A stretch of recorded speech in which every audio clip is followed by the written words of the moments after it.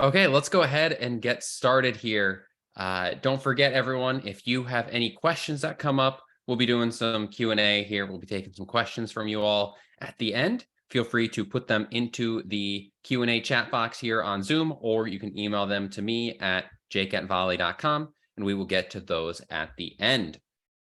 We appreciate you joining today. We have Adam Stone with us. Adam is the co-founder and CEO of Octane Marketing. Founded in 2016, Octane Marketing provides full-scale digital marketing services for automotive, marine, power sports, RV, and heavy equipment retailers across the U.S. Early in his career, Adam spent over a decade as an executive at Toyota Motor Sales USA.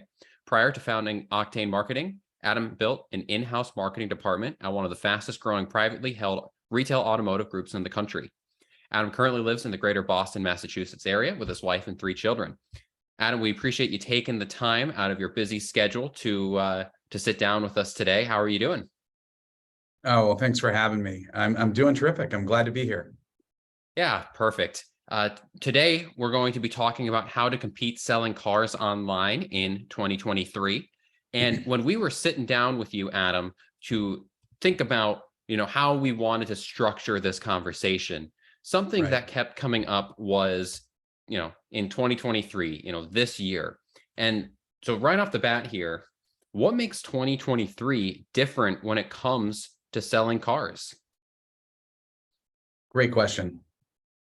I think, you have to look back on 2022, 2021, and even 2020 from the start of COVID to see how 2023 is really going to be different than those years, but maybe similar to pre-COVID. I mean, pre-COVID, dealers had tremendous inventory pressure. They did have low rates, but lots of incentives out there from the manufacturers, and they really had to compete for customers. COVID happened and dealer inventories became scarce. Dealer profits went up. Incentives pretty much went away. And, I'm very happy for all our retail friends. They were able to kind of pick and choose the best deals without competing as much as they had in the past. And when I say competing, I mean merchandising, both vehicles and offers and incentives, marketing and advertising, online, and responding to leads and managing leads effectively. Those things candidly became less important, but we're starting to finally see a shift as new inventories grow. Rates are rising, which means when you have something special to offer in terms of a rate or a payment, it becomes a big deal, which means merchandising that can give you a competitive advantage. And, dealers have to roll up their sleeves a little more than they did in 2022 or 2021 to, continue the really outstanding results they've been having the last couple of years. It's going to be competitive.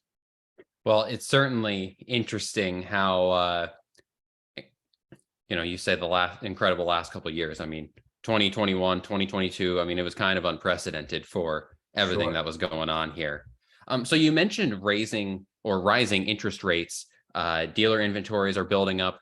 How should dealers navigate that when it comes to their digital marketing? Yeah, no problem. I mean, I think back to 2008, actually, when the economy was going through something. And I remember all the manufacturers came out with 0%. And it was like the biggest thing. And I remember I worked at Toyota at the time, and the campaign was saved by zero. And all of a sudden, 0% became like an everyday expected thing for a decade. And, now we're seeing rates 5, 6, 7, 8% because the Fed keeps raising the rate. And all of a sudden, hey, if you can offer 3.9 or 4.9, that's really quite a special deal. Mm-hmm. And I think, a lot of dealers kind of will look down on, oh, it's just 3.9. But when you put yourself in the shoes of the consumer and what they have to choose from, those kind of special offers can be really attractive to them and be used as a way to drive consideration and intent of shoppers in your market to get them into your dealership to help sell them a car. And so, and because I think inventories now in certain makes and models are starting to creep up on dealer lots, and there's a little bit of pressure for the manufacturers to keep those moving, you're seeing cash offers, you're seeing APR offers. I mean, right now I see Ford with 0% for 36 months, 3.9 or 4.9 for, 60 months. And, that's compared to the average rate, Joe consumer is going to get off the street of probably about 8 or 9%. So, it's really an opportunity. There's a silver lining here. Even though it's harder, the dealers that are willing to put in the work, roll up their sleeves, and get back to competing, they're going to have an unfair advantage against the dealers that, kind of fell asleep at the wheel because times were so good. That's something that's kind of been a recurring theme of all of these sessions is, times have been good, but that means that now is the time to start implementing things that will help you continue to have good times. Would you agree with that? Oh, 100%. Bad habits develop in good times, and good habits usually develop in bad times. And the true winners are the ones who can keep consistently good habits going all the time, right? And I think that's what we're starting to see as those people separate themselves from the pack. Yeah. So you spoke about a couple different strategies there. How exactly would you say they differ from what you were seeing dealers implementing last year? Sure thing. Well, I'll say this, forever this industry has been driven by the love of the new car.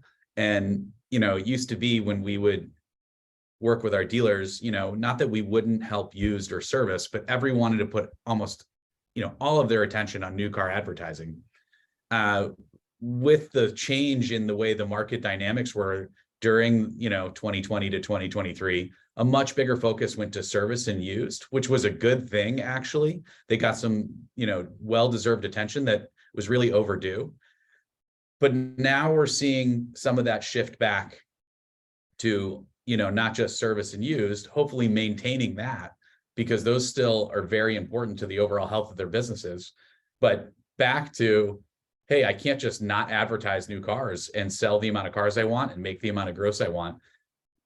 I have to create a value proposition for the consumer to get them to put me on their consideration list and ultimately come in to buy a car. And so, all last year, it was like pulling teeth to get dealers to merchandise offers and incentives. Now they do it very, very freely. And they also have some help from the manufacturers.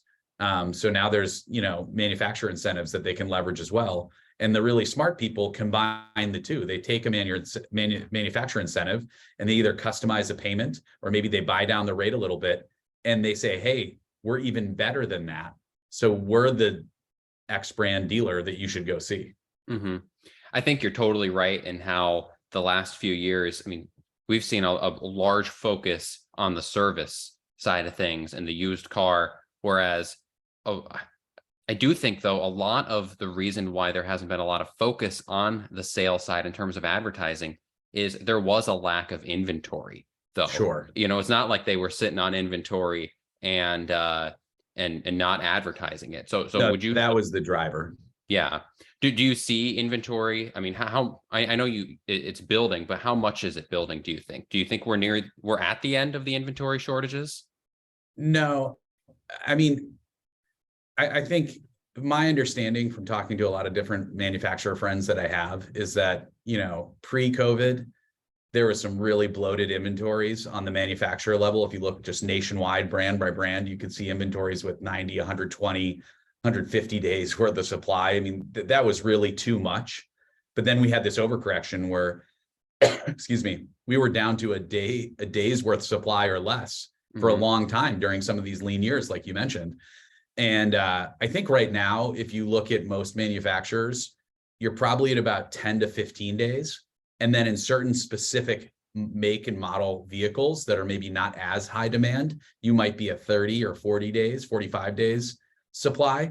And I think when all of the inventory as an average gets to that 30 to 45 days supply, that's kind of a sweet spot that works well for everyone, where, dealers don't have bloated inventories and high carrying costs, but, it allows them to kind of compete for consumers, and, competition usually breeds the best in everybody.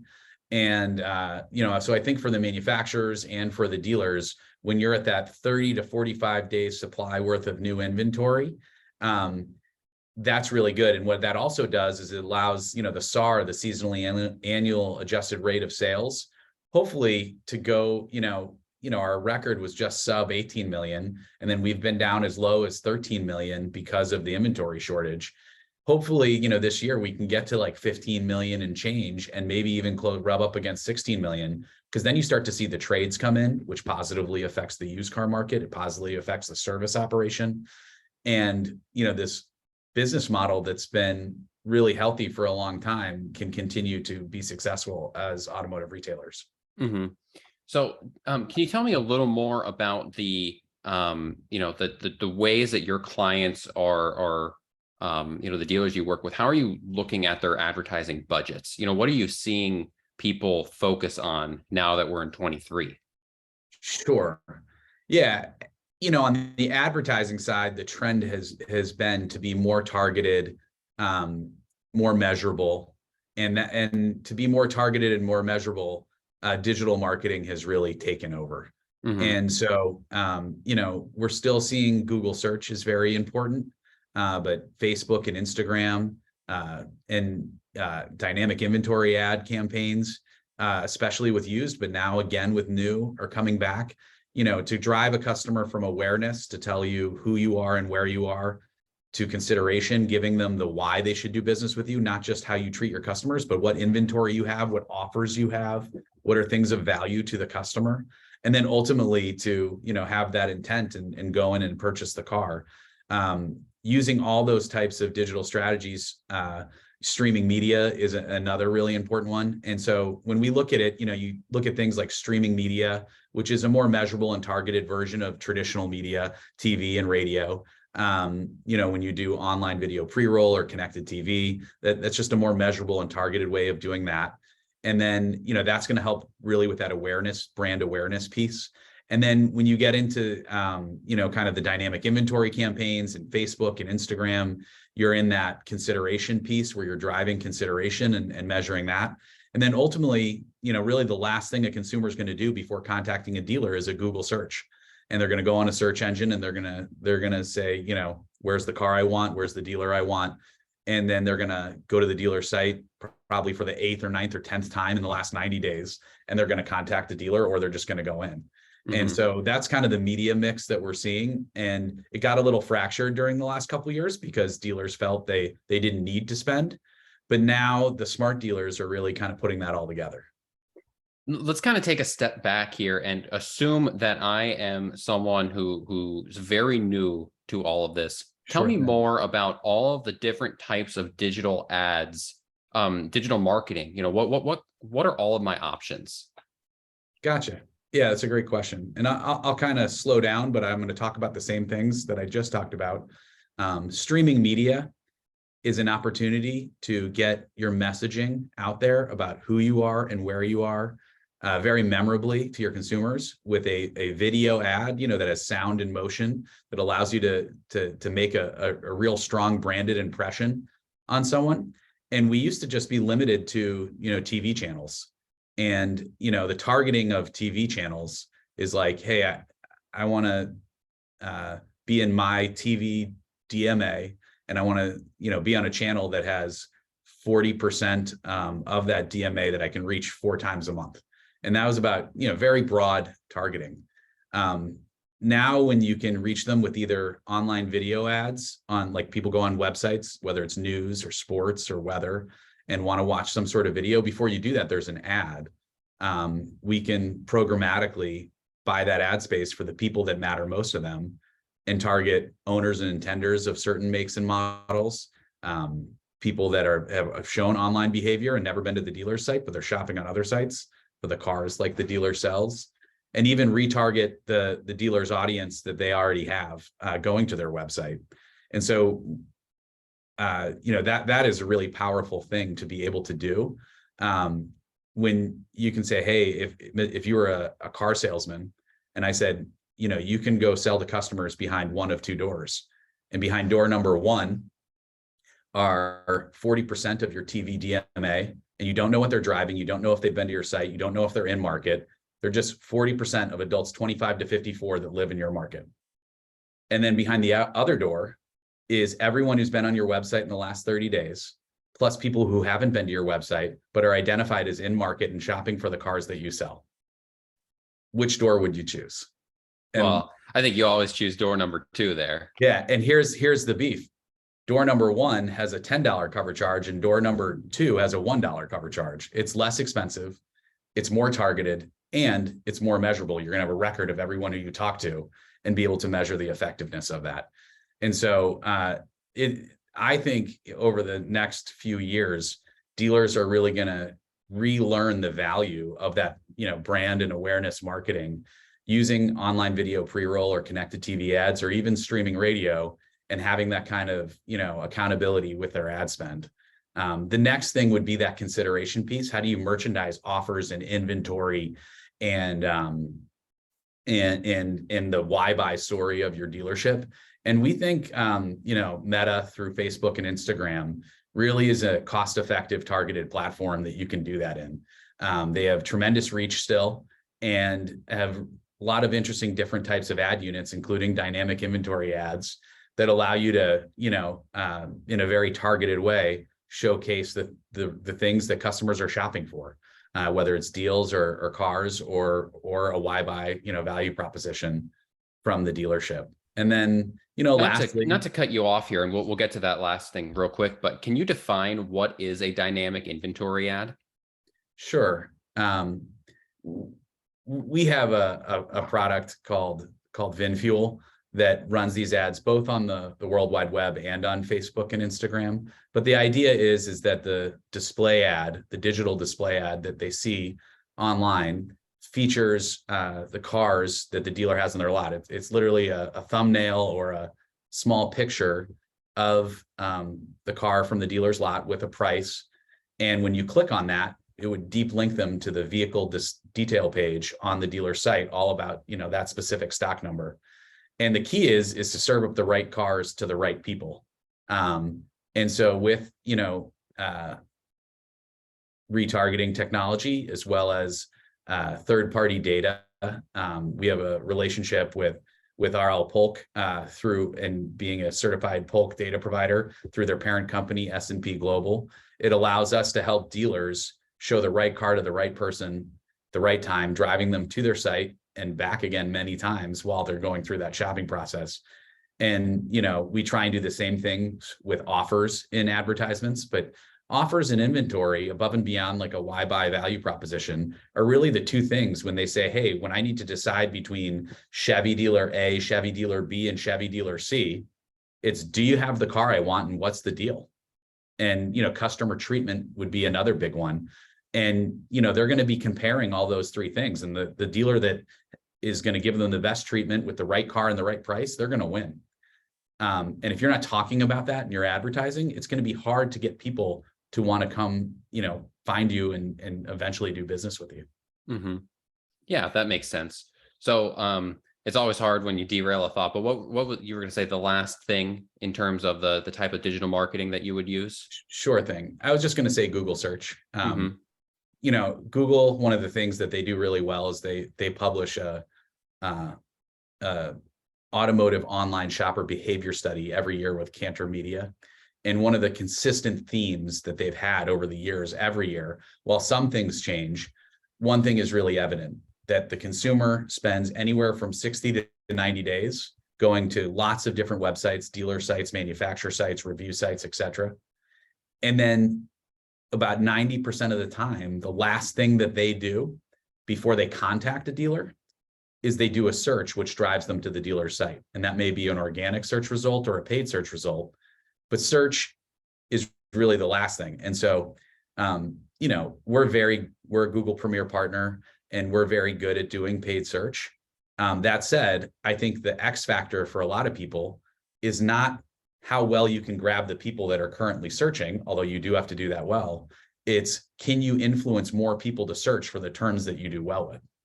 And so when you can do that with the other types of media I was talking about, it really all works together. Mm-hmm. Are you, one of the things that you've said here a couple of times is, and you've said it a couple different ways, but brand awareness marketing. And so does that vary? What you mean by that, does that vary brand to brand? Yeah, I think the value, the who you are, the identity of each brand or each brand dealer might be a little different, whether you're talking about domestic or foreign or luxury or non-luxury. And the way you say that is very different if you're a Ford dealer in a rural market that's small versus a big city luxury dealer. But at the end of the day, the thing that is similar is you tell them who you are, where you are, which people overlook a lot of the time. I mean, you only buy a car every 3 to 6 years. Very few people, other than people in the industry, know where each local dealer is. Most people aren't even aware of who their local dealer is. A lot of people still service with independents. And so if you can be very good at telling the people that drive or want to drive the cars that you sell in your market who you are and where you are, it's going to help your service and your sales significantly. And it's really kind of overlooked quite a bit because it's not as, quote, lower funnel as some of the other stuff, but it can be incredibly impactful when done well. And certainly some of the best branded dealers that have invested in telling dealers who they are and where they are and doing it in a style that is memorable and unique to them, it bodes very well for them. Is that where you like to lean into that streaming video that you were talking about? 100%. What are some of the best practices that you see there in terms of ways that you can get Yeah, on across the who you execution. are, where you are? What kind of things do you look for to be successful there? It's a great question. No, I'm all about being straight to the point and being very clear. I think sometimes people get caught up in gimmicks or shiny things and really don't appreciate the value of just, being open, transparent, and candid about literally saying your name, who you are, and what you stand for, and doing it in a way that is like really authentic to you. It's when dealers try and get too cute or too clever sometimes that I think they fail. And while certainly there has been some clever ads over the years that people pull off, and those are some very talented people, most people can't do that. And so if you're playing to the rule and not the exception, sometimes clever is foolish. And so too clever is foolish. So I try and be very pragmatic about it and say, let's create something that's clean, that's clear, and allows the customer to remember it for the right reasons and not because we've somehow, played some parlor trick to get them to do it. Do you think that this is something where, obviously you work with dealers to help them put these things together, but someone doing it on their own, how can they figure out what will best stick with people because they may have a limited budget, a limited time, ability to get in front of people? How do you kind of test different ads to see which one you want to go with, if that makes sense? Sure. One funny thing that came up recently is, we all have heard about the rage about Chat GPT. Mm-hmm. And so we were writing some ad copy for some digital ads around President's Day. And so we asked Chat GPT if they could write some President's Day ad copy for a local Nissan dealer that we had. And it came up with stuff that was like, honor our founding fathers by getting a great deal at your local Nissan dealer. And, so I think leveraging technology is always, more and more technology is making things easier for the do-it-yourselfer. But I think what people will find is that time is the ultimate commodity, and that, sometimes letting people that do this every day, even if you feel like you're paying them a premium, if they do it well and you can leverage your time to do things that, are create more value for yourself and for your company, it might be a better way to do it. So, I do know there's some do-it-yourselfers out there, and I admire them and hats off to them. But I think to do it right, you really need to partner up with someone who does this all day, every day, and they will help you get, the most return on your investment, whether it's time or money. Do you think that holds true? I mean, a lot of people have successful social media teams in-house. Do you feel that way? It's hard to do it yourself for video, streaming content specifically, or I mean, do you feel that way with social media and Google ads and all of that? Well, I'll say this. I think if you want to do more of the do-it-yourself method, then the strategy should be about building a personal brand with social media and letting the organic reach of people that you've connected with because of how interesting you are as a person will go very far. And there are a few people that are like really tremendously talented at that and have done a great job. I would say that's a lot harder than it looks to have the discipline to publish the amount of content that's needed, that's interesting and engaging on a very consistent basis. So there's a cost to that, and that cost is time and energy.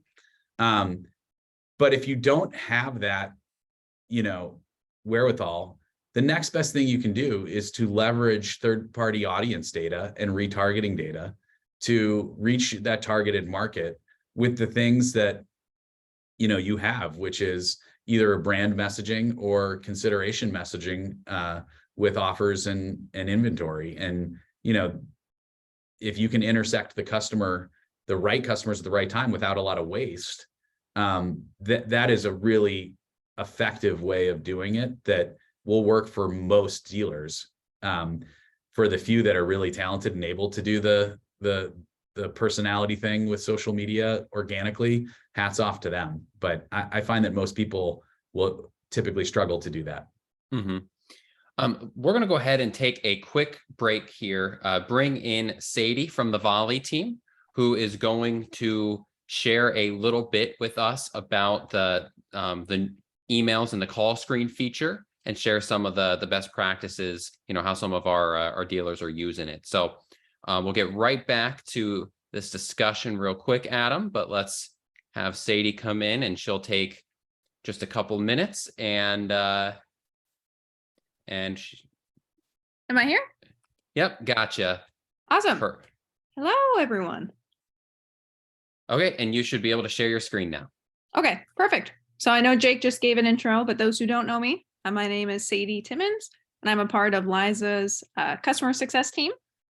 So hopefully by now everyone's heard about dealer identity. So dealer identity is for verifying your phone calls with the carriers, preventing spam labeling. So today I'm going to be talking about emails. And so for emails, domain verification would be equivalent to this. So let me go ahead and share my screen. So for any email sending, whether it's follow-ups or maybe templated email blasts, you should have a domain verified in your account. So if you don't already have one, talk to your account manager about getting one set up. It's super easy and can be done same day. So your account rep will help you onboard and warm up your domain. So this will help kick your emails off to a good start with the inbox providers. And then once you've established this domain, part of maintaining the reputation is by managing your volume. So right now I have pulled up our campaign deployment screen. So we make it super easy to throttle your emails. Many of my accounts will run drip style campaigns. So the first email would maybe go out to everybody on this list, wait about a week, and then target the same audience, but either remove people who did or didn't engage. So maybe those opens or those click events, or if your team is managing your replies in Volie, maybe removing those specific dispositions. So maybe people who booked your appointment no longer live in the area, etc. So rather than sending all of your emails at the same time, keep the inbox providers happy by using a setting in Volie called the record delay. So this will help you, again, throttle how many emails you send out at once.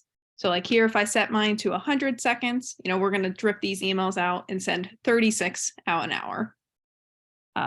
So when you're creating and deploying these emails, be thinking about what you're prompting your customers to do. So are they supposed to be clicking on a link, replying to an email, or maybe inbound calling? And so depending on what you're doing, you can, pull your different reports in here, for inbound and email tracking. So if your team is not already using this inbound email screen today, definitely check with your account rep. They will use the same logic as our phone calls and texting. So all of your agents, you can track all of these communications with dispositions. rather than sending all these replies to somebody's inbox. Really last thing I have to mention is emails are pretty hands-free. So some of my accounts will also send out maybe an email blast to everybody. And then based on that engagement, maybe queue them up for a phone call or, maybe a text message campaign. So that was really my list for you guys today. So if you don't already have that email domain, check with your account manager. And if you're one of my accounts, we can talk about this on our next call. So. Yep. Thanks, Sadie. And for anyone who has any questions, feel free to ask your account rep if if you have any questions, and they can help you out with that. One other quick thing for you all to know, as Sadie mentioned, most of you should know about the dealer identity program, and we did that session with Rebecca a couple months ago about it. There has been an increase in spam tagging from one of the major carriers in the last couple months. So we've been working harder to get some of these numbers remediated as they come up. If you've noticed for the folks who aren't registered yet with dealer identity, if you've noticed an increase or I should say a decrease in your contact rate, if you've heard more about spam tagging lately, feel free to let your rep know, and they can go ahead and get that figured out. But let's go ahead and get back into this discussion with Adam. And the first thing I want to ask you here is you had talked about how the different ways that the industry is different. Sure. But how would you consider, what is new when it comes to messaging from dealerships in 23? Yeah, I think old is the new. They abandoned a lot of new car messaging. They abandoned incentives and offers for a couple of years now. And literally, we have clients calling us saying, hey, I've been sitting on my thumbs because I could, but now I'm feeling like I'm behind because other dealers are getting ahead and already jumping into the deep end of the pool. Even if inventory levels aren't totally there, they can feel the pressure from their competitors to market offers, that they will honor when people come in, and to use them to drive opportunities to talk to more customers, either online or in their showrooms. And so that is the huge major difference is the inclusion of competitive offers, both from the manufacturer and from the dealer, to try and drive traffic. You didn't see a whole lot of that the last couple of years because really the dealers didn't need to. The dealers didn't need to. Cars were flying off the lot, or there were no cars. But do you think that this trend will continue? Oh yeah, and I think increase. I think what will be interesting to see is, the Fed tames inflation. I think you're going to see a few more rate hikes here, but I think in a month-to-month business, it might feel like forever, but the days are long and the years are short. I think by the end of the year, you're gonna see inflation hit, kind of really tame down, and you're gonna see the Fed eventually cut rates again. And that's when you're gonna really see it take off, whether it's at the end of this year or it's sometime next year. You're gonna see this trend of more and more offers. And then, offers are incredibly effective, especially when they differentiate you from your competitors. And, it got to a point when everything was at zero that it was hard to differentiate, but now they're going to be high enough where, if a manufacturer or a dealer wants to buy some market share in a given month or quarter, they're going to pull that lever, and you're going to see more and more and more of it as time progresses. Mm-hmm. It's really interesting how you think that the interest rates are going to be coming down this year or next year. Can you why you don't think it'll be any longer than that? Not that this is an economics discussion, but you think dealers will see that trend change this year? I mean, that's what leading economists seem to be saying. I'm certainly not the expert, but I think we've been able to stave off a recession, and I think what the leading economists now are saying, potentially a mild recession. It may get a little worse before it gets better, but when it gets worse, that's where there's that silver lining and there's an opportunity. And, I kind of hate the phrase, but there's a famous phrase that never let a crisis go to waste. But I think what you're going to see happen is that rates are going to continue to rise until it creates enough pain that they're going to need to be lowered. And that's when they're going to know. And so when you see unemployment finally tick up a little bit, and when you see, the ability to maintain gross and volume at dealerships struggle a little bit, that's when there's going to be a switch. And my experience says that, all the signs that we're seeing now are what can lead to that. And it has in the cycles in the past. You look at our economy, there are cycles, and the timing of these cycles has been disrupted by things like COVID or just incredible monetary policy, keeping those rates so low for so long.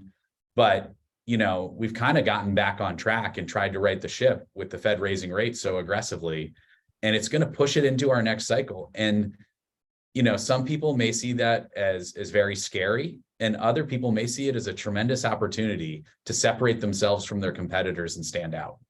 And so those are definitely, the people that I like to pay attention to. Yeah. And as you see people work to differentiate themselves, as they navigate this time, especially as rates are still rising and they're putting forth different offers and trying to stand out from the competition, what are some of the best, what are some of the different offers that you've seen, and what do you think are the most creative ones? I've always loved buying down the rate, like Honda forever, when everyone else is at 0, they were at 0.9. And I loved the Honda dealers that would say, hey, I'm going to buy it down to 0. And while every other Honda dealer is advertising 0.9, I'm advertising 0.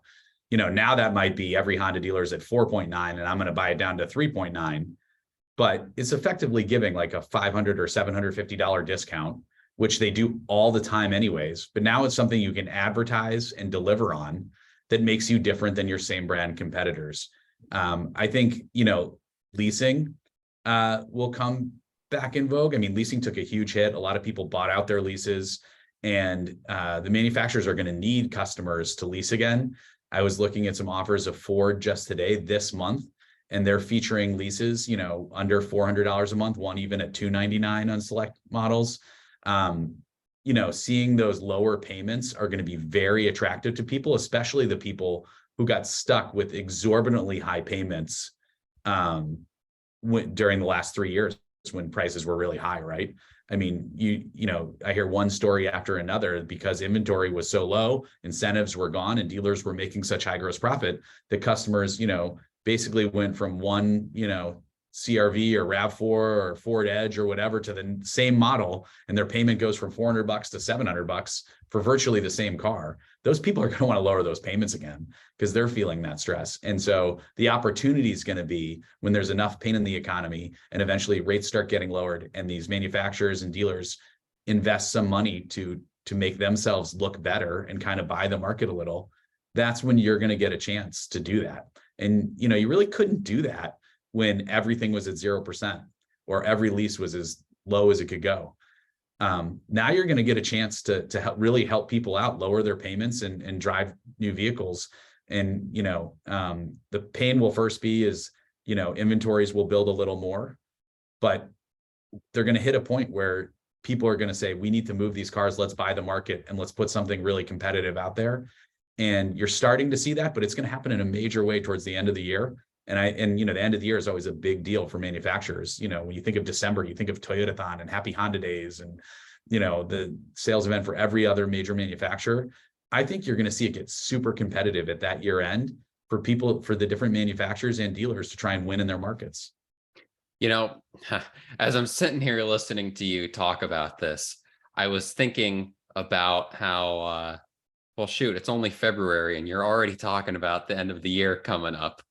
Is that just because of the work you do in marketing? You're always planning for these big events and getting ready for that stuff? Yeah, I think that's part of it. I'm also a parent, and when you're a parent and you have kids, the phrase I said earlier, and I'll say it again, is the days are long and the years are short. I mean, you blink and all of a sudden your 2-year-old's 15 and looking at driving permits and you can't believe it. But when you're changing diapers or you're feeding toddlers or you're driving people to sports and doing all those things, it feels like the day will never end. And in retail, when you're in the throes of it, 30 days, that's all you can focus on is the next 30 days out. But when you get off the dance floor and you get up into the balcony, you got to look out 6 months, a year out, 2 years out, because the time actually flies by. Mm-hmm. And if you're not prepared that far in advance and you don't have a partner that helps you prepare that far in advance, you're probably going to be unprepared and left holding the bag. Something that you've said to me before is that there are 3 tiers of retail automotive marketing. Sure. Can you walk everyone through what you mean by that? Yeah, absolutely. So, and this is a model that has seen some changes too, but, forever tier 1 was the manufacturer. So when you saw a Super Bowl ad, for a brand new product that was hitting the market from, Ford is doing a kind of a branded ad about the F-150 Lightning, electric truck, and it was, a nationwide ad, and it was all about the product and the brand image. That was tier 1.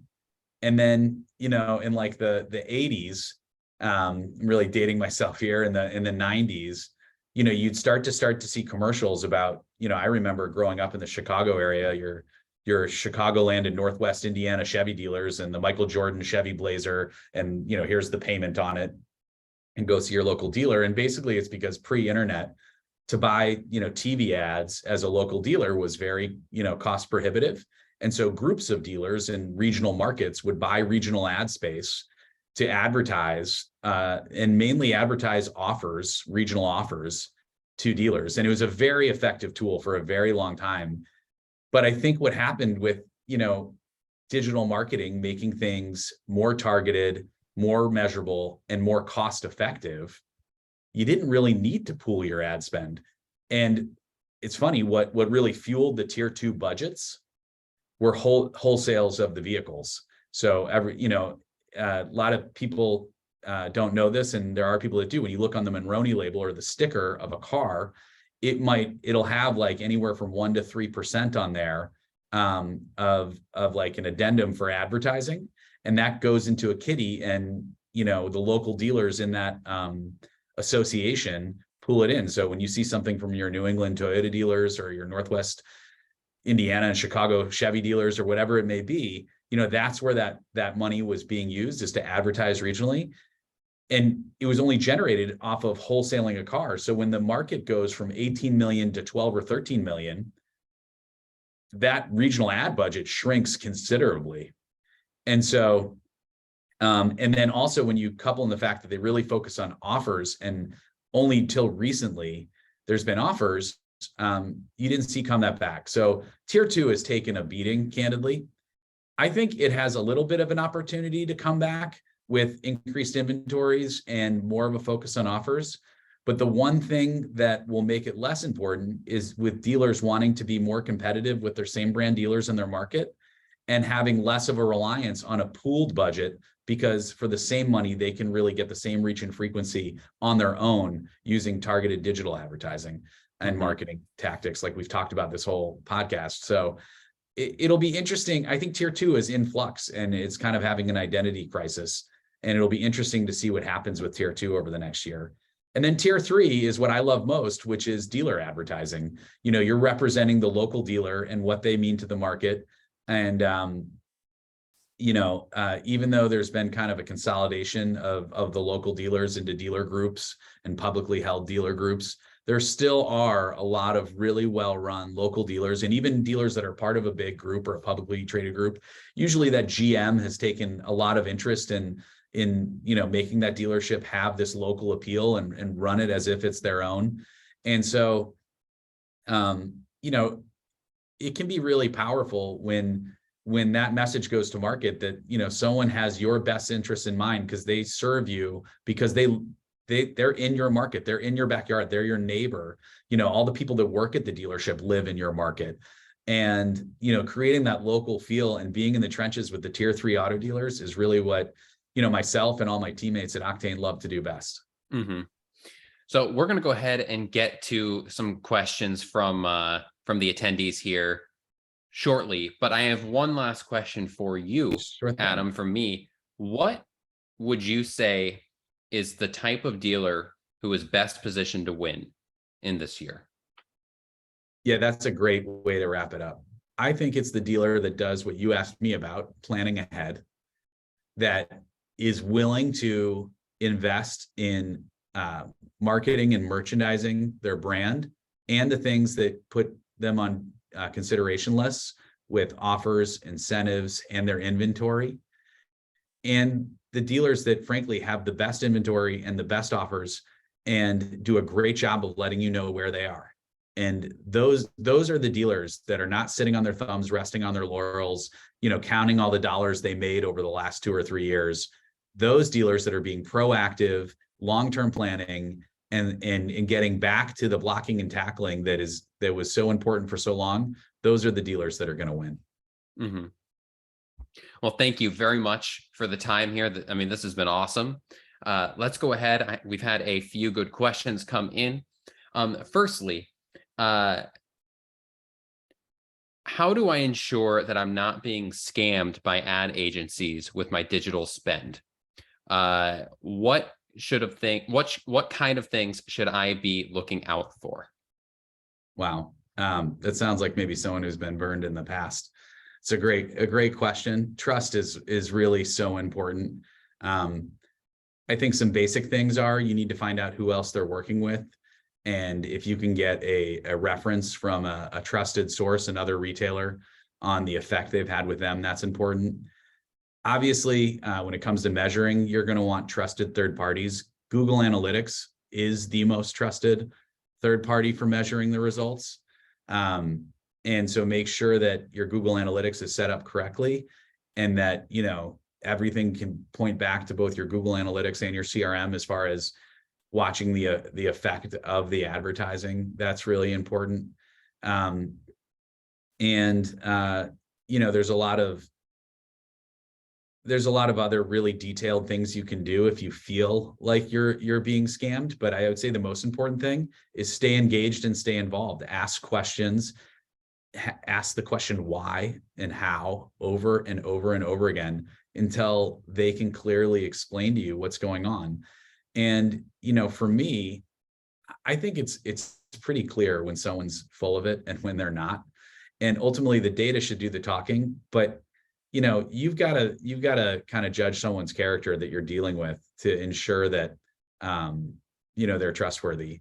And the people who are trustworthy aren't afraid to answer the hard questions. So don't be afraid to ask the hard questions. And I think you'll see really quick the people that squirm and dance, and then the people that give you straightforward, honest answers. And I would always lend towards, you know, those people that are giving you straightforward, honest answers. And then if you're really concerned, you know, there's a lot of like forensic stuff you can do or third parties that you can hire to help you examine that. But I think most of this stuff is so measurable. If you're using Google Analytics, if you're judging the character of people, if you're getting references, those things should, you know, serve you well.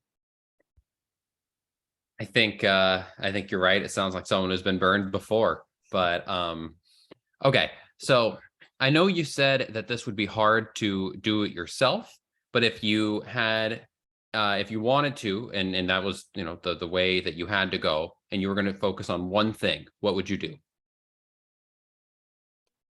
Oh, I would work on my personal brand on social media. You know, I would try and connect as an individual and sell myself, whether I'm the owner of the dealership or I'm a salesperson, to you know, create meaningful content about who I am that's authentic, that shows that I'm trustworthy and that I you know, that, you know, and I'm interesting. And I would try and create a lot of content and get organic reach locally in my market. And then, you know, the best salespeople do, and it's whether you're a company or you're a person, is you start with your inner circle, your family and your friends, and then you try and meet their friends and their family and so on and so forth. And so if you kind of start from the inside out, you're authentic and you leverage these platforms, it's probably the most cost-effective, both time and money, for you to do it yourself. And when you say social media, obviously some of it's organic, but are you talking about paid ads? Not if you're doing it yourself. I think, I think there are some things potentially you can do, but candidly, it takes a lot of scale and expertise and relationships with different data companies, with Facebook and other social media companies themselves, and streaming companies and demand side platforms. I mean, it's really a sophisticated thing. So, I don't think what we do as a company is something that do-it-yourselfers or most do-it-yourselfers can really do. So, the thing that most people could do would be to leverage social media organically, individually, like they do maybe on a personal level. Mm-hmm. How much time do you think it takes to successfully run? I mean, let's call it one page. You're focused on one platform. Are you doing it every day? Are you doing it once a week, twice a week? How often are you being engaged there? Are you talking about the do-it-yourselfer or the paid? Yeah, the do-it-yourselfer, the organic, Facebook growth. Well, how often are you doing it? To compete with all the content that's out there, you got to be publishing multiple pieces of content every single day. When you look at you look at some people who do that really well. Look at like Gary Vaynerchuk. I mean, that guy's an animal. He's creating, and he's got a whole team of people helping him create content, all the time. And so you have to come up with stuff that's both viral, but also in huge volume. And so again, you need to be creating interesting content, engaging content, and publishing it, really all the time. And that content will live for quite a while if it's interesting and engaging. It won't just be the second that you post it that eyes are on it. But that's a very challenging thing. And the people that are good at it, they're great at it. But a lot of people, I think, end up not going the do-it-yourself route because it's not for everyone. It's for a select few. In regards to related one, in regards to social media platforms, do you think Facebook is the best? As far as targeted advertising, I still think they do. You're going to hear a lot about TikTok rising in their reach, but their reach still is a small percentage of what the reach and frequency or the reach capabilities are through Facebook and Instagram. So, Facebook and Instagram now have, Facebook Reels. So I think, while TikTok certainly is on fire when it comes to new ability and growing ability to reach people, it still is not the largest out there, not at all. And so Meta has had their challenges, and you read a lot about that, but they still are the gold standard when it comes to being able to reach audiences cost effectively in a targeted way and measurable. Okay, so if the technology is so efficient today, why does it take me 2 or 3 days to change my digital ads or emails? Not really sure what you're doing there, but I can tell you that we leverage some technology that we've built as well as other technologies to get stuff done very, very efficiently. And I think, we've been talking about offers this last hour, and you talk about, hey, I got to get my specials up right away. And the manufacturer publishes all the stuff on a Thursday, at the latest by Friday morning, you want your website to be updated and you want to start creating ads and having those out there. And, that's something that our company is able to do really quickly because of our expertise and the technology we've built and that we leverage. And so that's, maybe a good reason to not do it yourself and partner up with, companies that have the resources and scale to do that. Okay, we have one final question here. What type of digital budget should a dealer set? For example, should they do it by percentage of car sales? How would you set your budget? Yeah, that's a great question. I always say this: don't set it to what you're doing now. Set it to what your goals are, what your forecast is, right? So, because if you just set your budget based on what you're currently selling, you're never going to grow. The budget's not going to stretch you. So if your goal is to grow, you need to set that forecast. And then I've always looked at it as about like 7% of forecasted gross on new car volume when we're talking about new car advertising. And that's a pretty good starting place. Some people do it per car and maybe they want to spend, I mean, man, I heard the number $300 per car was around forever. I mean, we have dealers below $200 a car, for a long time now, being very cost effective and targeted with everything. So those are good ways to start.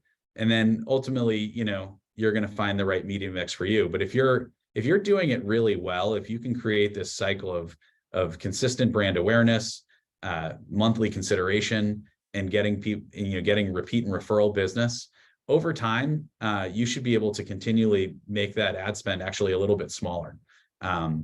Not, tremendously, but incrementally. And so the people that are consistent and don't just wait for when they have to, they can be the most efficient with their spend.